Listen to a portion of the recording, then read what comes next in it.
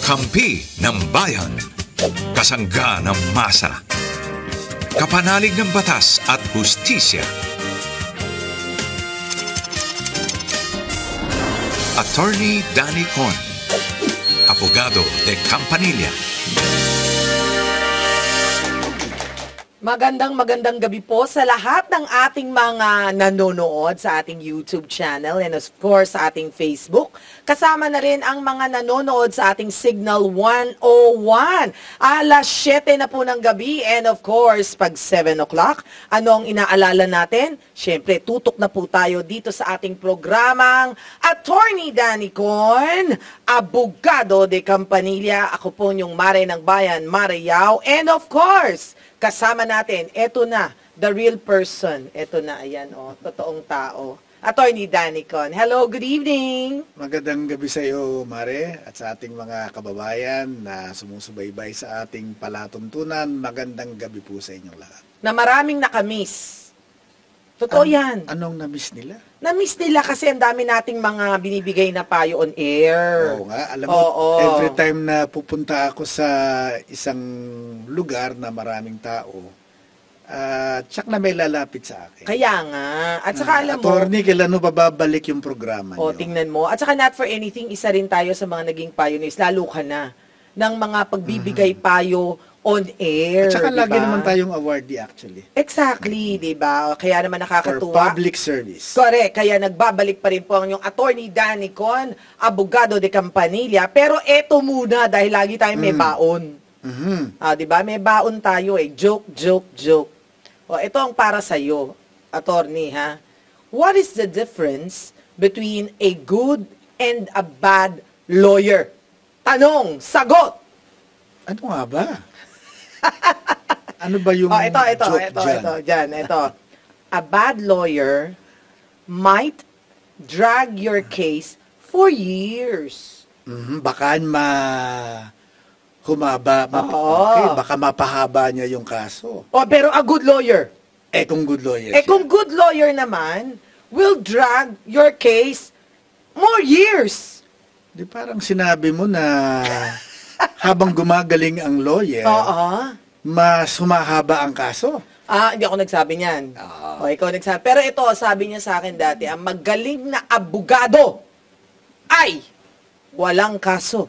Apo. Bakit? Kasi kung magaling yung abogado na nagpapayo doon po sa isang kliyente, sa galing ng payo niya, maiiwasan ng kliyente ang kaso. Ay, ang ganda ng payo mo, ha? Pero alam mo, sa ating mga kababayan, kapag tinanong, yan bang abogado, magaling ba yan? De Campanilla ba yan? Hindi ho, sir. Ano yan attorney no case. Wala raw hawak na kaso sa husgado. Sabi ko, ako, wala akong kasong hawak sa husgado. Pero hindi nangangahulugan na kung walang kasong hawak sa husgado ang isang abogado, ay hindi siya magaling. In fact, baka nga magaling siyang abogado dahil nape-prevent niyang magkakaso ang kanyang kliyente. At saka extra gastos yun sa kliyente pag humahaba ang kaso. Alam mo, kaya diba, nga, bad lawyer, drag your case. Kaya bayad ka ng bayad. Pero good lawyer, mas marami kang babayaran. Alam mo, may isang kwento dyan anong kwento? Merong isang abogado, medyo may edad na, nagpunta sa abroad. Sabi niya, magbabakasyon ako. Sabi niya ron sa anak niya na katatapos lang maging abogado. Sabi niya, bahala ka muna sa mga kaso natin, ha? Hawakan mo ng mahusay yan. At habang nasa abroad ako. Pagbalik ngayon nung tatay from abroad, nag-report yung anak niya. Anong sabi ng anak? Dad, tinapos ko ng lahat. Ang kasong 10 taon na, nakapending pa. Akala niya matutuwa yung tatay niya Sabi niya, hindi mo ba alam na kaya ka nakapagtapos ng law? Dahil sa mga kasong yan?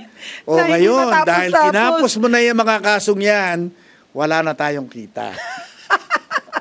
Yan. Pero hindi naman lahat ganyan. Hindi naman lahat. Hindi naman. Joke lang ho yan, joke. Alam mo naman, paborito nilang gawan ng joke ang mga lawyers. Totoo yan. Kasi Kaya daw nga, yung mga lawyers ay liars. Oo nga. Totoo ba yan? Ay, not in my case. Ayan. Pati ba sa pag-ibig ganyan? Dapat abisuhan na lahat ng tao dyan. Hindi naman. Hindi. Wala maisagot. Sige, dito na tayo sa ating question number 1. Ha? So marami ba kayong natututunan sa amin? Ha? Kahit di batas, natututunan nyo. Lahat ng sinasabi ni Atty. Danicon. Bigyan nyo akong tubig dyan. Nasasamid ako. Okay, sige. Eto na. Annalisa, 35 years old from Antipolo, Rizal. Ang kanyang tanong, hot horny. Ready ka na ba? Tandaan mo, hapangpangan ako, ha? Naalala mo, hapangpangan ako. Kapampangan ka O pala. tingnan mo to. Tagal natin nagsama Hindi mo alam na hapangpangan ako Kapampangan. Hapangpangan. Okay, eto na. Wala namang H yung kapampangan. So, kafangfangan. O di ikaw na kapangpangan na Kapampangan ng lola ko. alam ko nga. Tsaka Valenzuela ka, tsaka Bataan, if I'm not mistaken. Hindi, Valenzuela lang. Valenzuela lang ba? Yung tatay ko, taga Mekawayan, Valenzuela. Sige. Eto na ang tanong ng taga Antipolo, Rizal. 5 taon na pong nawawala ang asawa ko. Ayokong dagdagan yung sumunod na asawa baka mamaya 'di ba? Although may MTRCB ba tayo? Parang wala 'di ba? O sige. Legal, tingnan mo naging Chinese. Legal po ba na mag-asawa na ako ng iba? Yan. Ako, maraming tanong yan. Hindi lamang dito yan sa Pilipinas, kundi mga OFWs natin na nasa abroad. Sagutin mo yan, hot horny Danicon.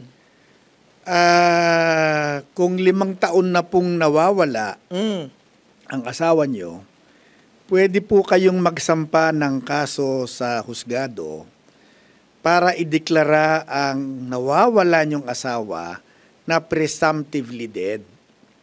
Ano ba yung presumptively dead? Ipinalalagay na patay. Baka pinatay mo lang sa isipan mo. Ngayon, siyempre dahil kaso yon, magkakaroon ng hearing. Paano mo ba nasasabi na ang asawa mo nawawala? Dapat hindi natin siya matagpuan. Saan man natin maisip na dapat siya ay nandoon, wala siya.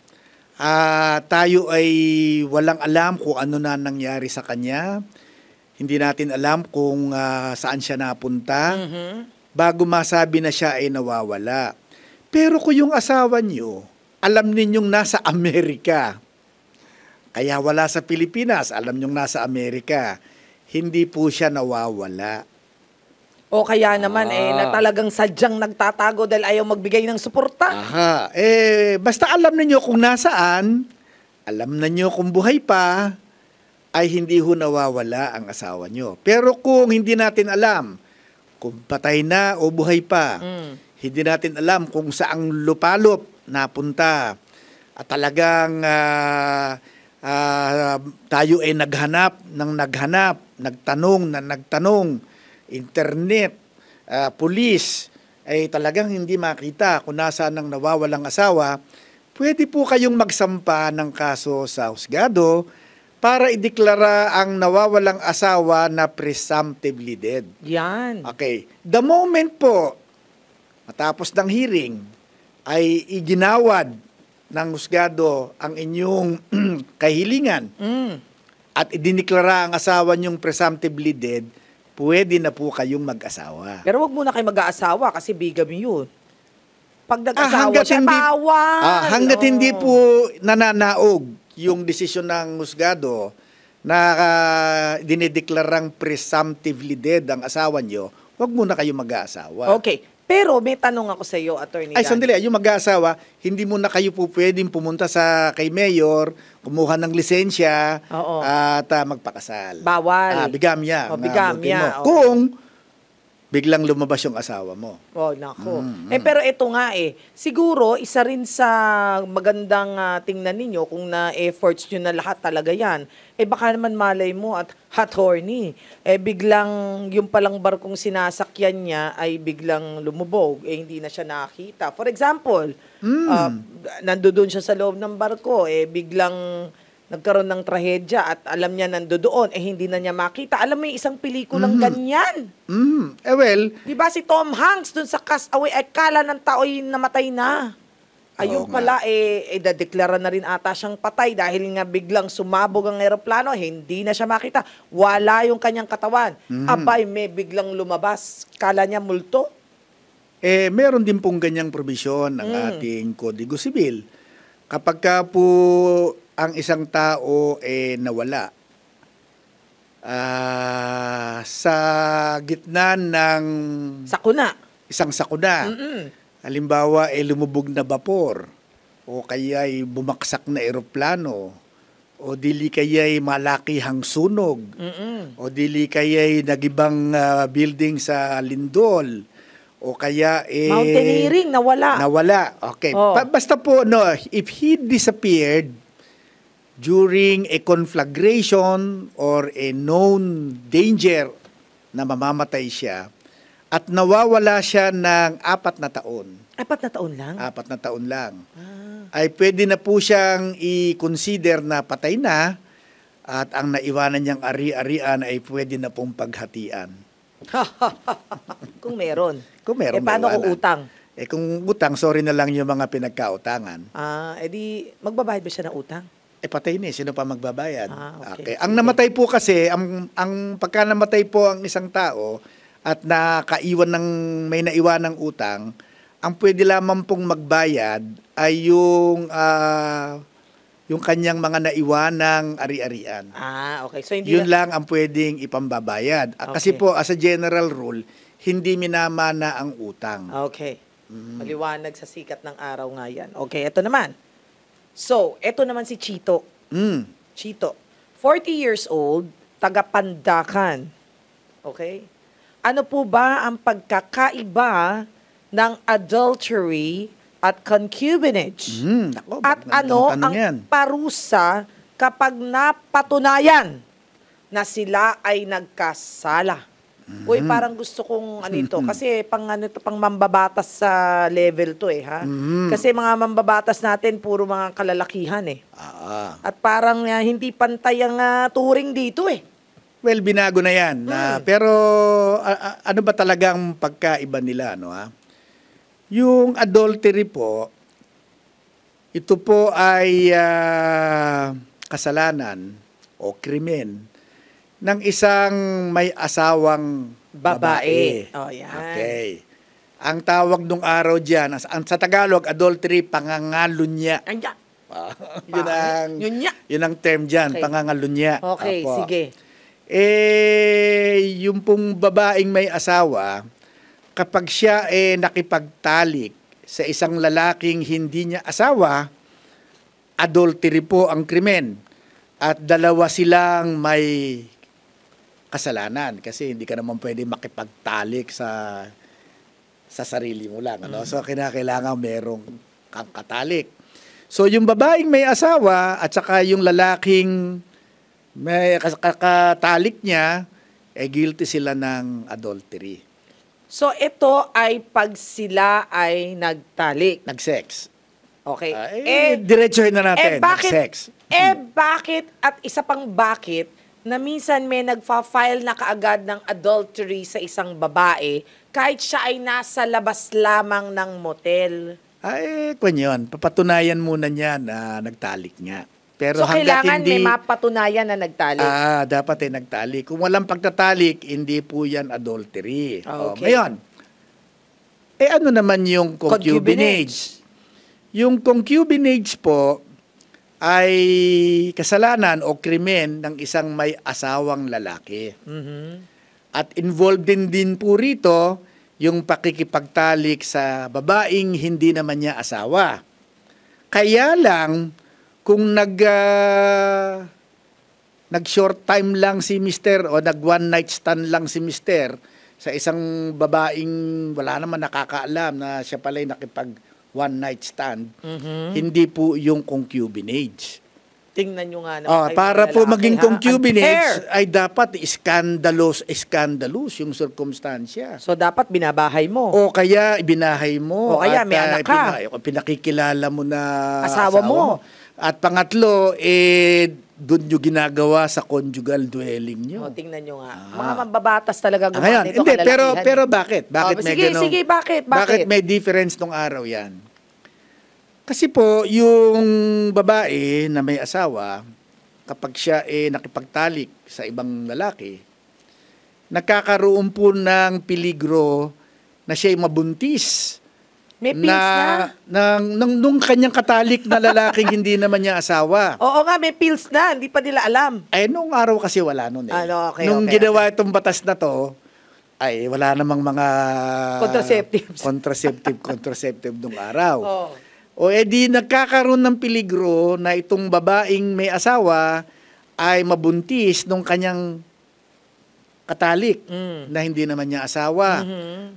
Manganganak yun, natural, ipapasa niya dun sa kanyang asawa na anak mo to.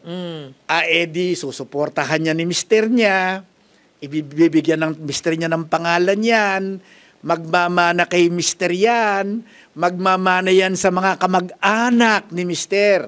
Ang tingin ng mga mambabatas, ito ay injustice doon sa asawa na kanyang tinurotot.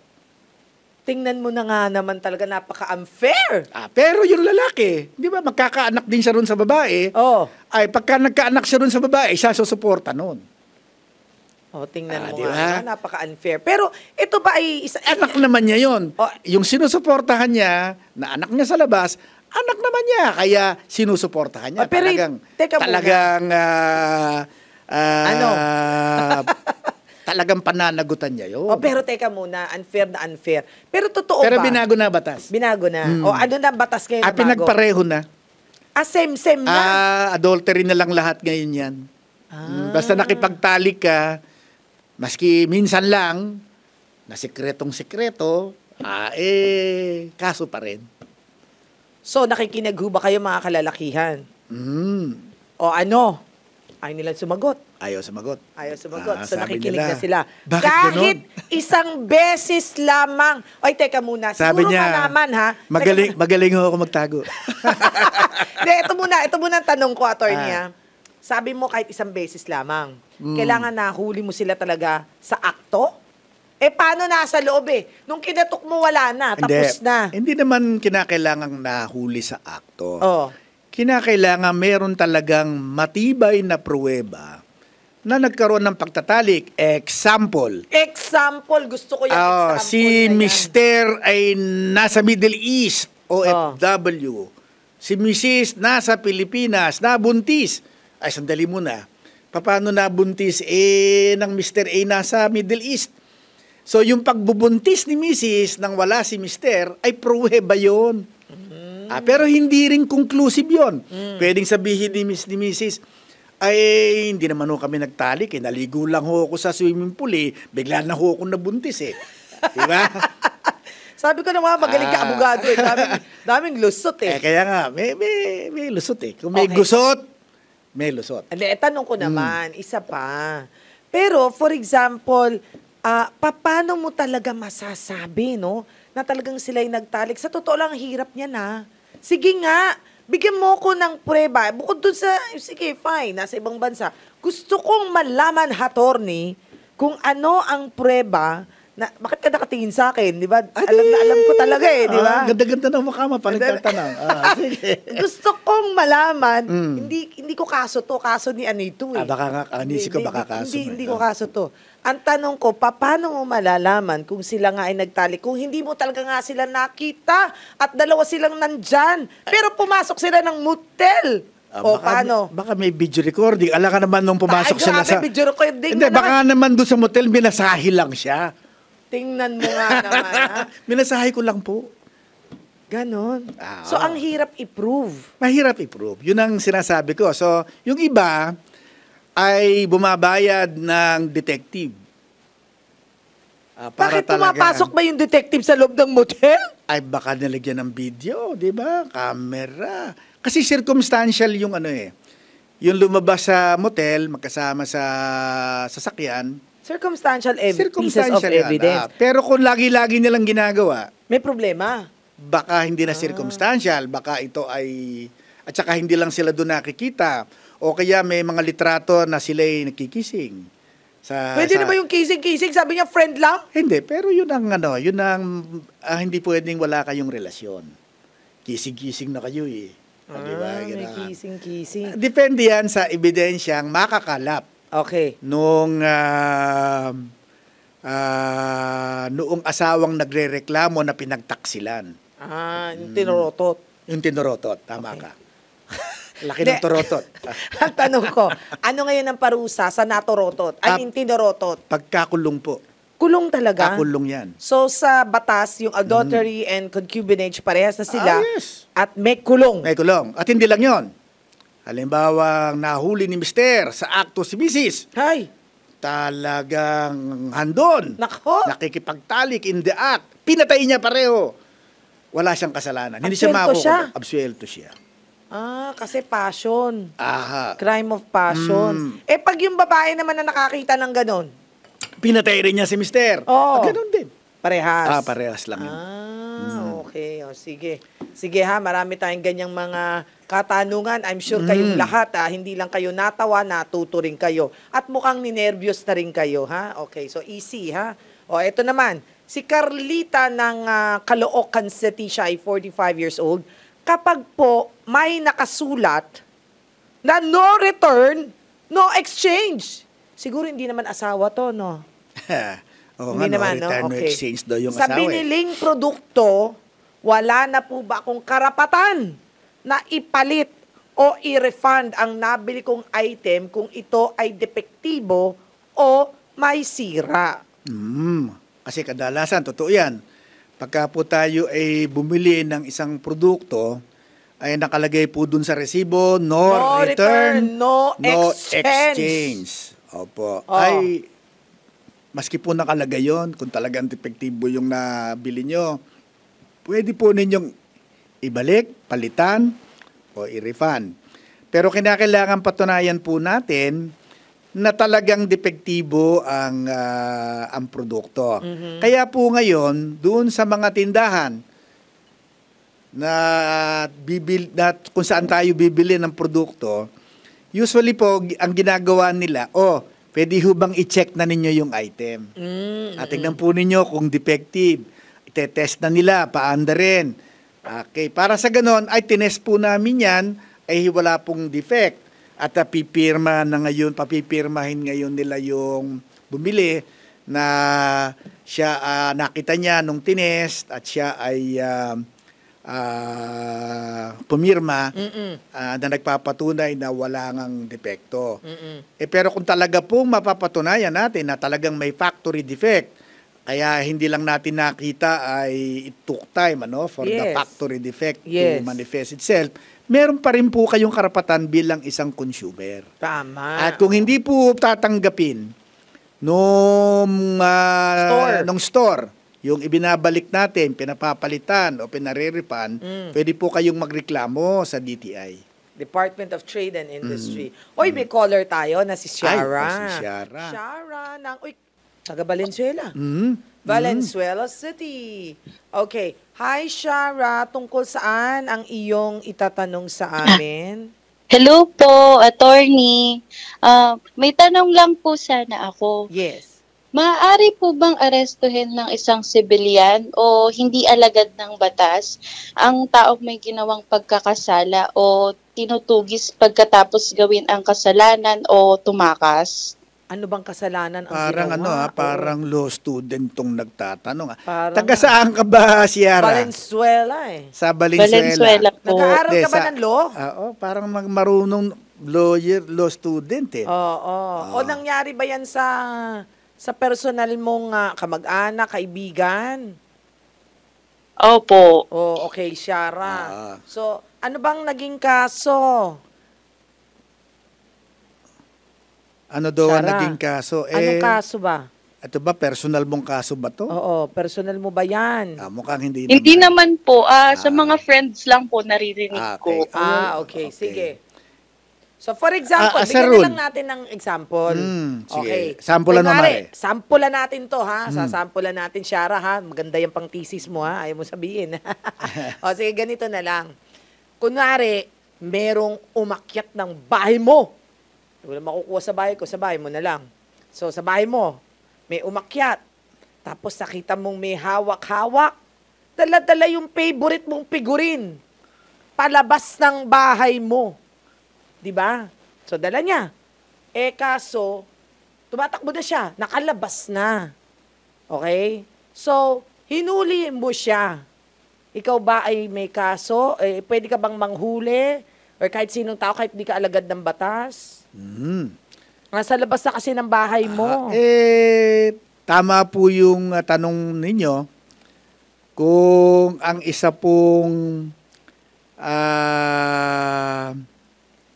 pong salarin. Okay. Ang lalalim naman na sinabi. Suspect na lang, salarin. Isa pong suspect. Okay. Ay gumawa ng krimen. In the presence of a private citizen or a law enforcer, hindi na po kinakailangan ng warrant. Okay, pwede na po nilang dakmain yan, dakpin at dalhin sa presinto kasi po gumagawa siya ng krimen nung siya ay dinakip. Okay. Pero kung ito po ay 3 araw nang nangyari at suspect ay may nagbulong na sila po gumawa, baka mahirapan na po tayong dakpin ng walang warrant yung tao na pinaghihinalaan natin na gumawa ng krimen. Pero kung ang isang tao po, nakita natin na talagang siya yung, halimbawa, siya yung sumaksak doon sa isang biktima. tao. Oo. At matapos niyang saksakin, nakita ka ay tumakbo. Di hinahabol ngayon nila, tinutugis, sabi niya. Yung po, hanggat tinutugis nila ng walang patid, ay pwede pong dakpin ng walang warrant. Pero kung tinugis, nawala. Okay. Tapos the next day pa. The next day, pero pulis lang po ang pwedeng gumawa nun. Okay, kung pulis yung kakita ng pulis, okay, pwede silang magpahinga, kinabukasan, tutugisan na naman nila, maski po walang warrant, pwede yun. Pero kung private individual ang tumutugis, baka hindi po pwede. Alright. Ang tanong natin doon, yan ba ay tinatawag na citizen's arrest? Opo. Yan. Warrantless arrest o citizen's arrest. Yan. Okay. So, ang dami nating nakuhang insights ngayon, attorney. Oy, Shara, okay ba? Pwede na sa thesis mo. Okay na? Follow-up ko lang. Follow-up. Paano po pag sinaktan na? Sino ang sinaktan na sinaktan? yung biktima, yung suspect. Opo. Yung suspect, binugbog kasi. Paano na yan? Opo. Binugbog. Opo, bawal naman po yun.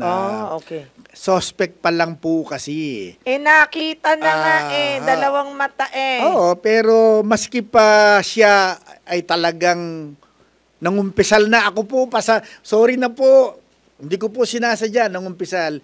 Hindi pa rin tama na tayo ang magpapataw ng parusa. So, bawal bugbugin. Oo, batas po ang Oo. magsasabi kung ano ang parusa nung taong nagkasala.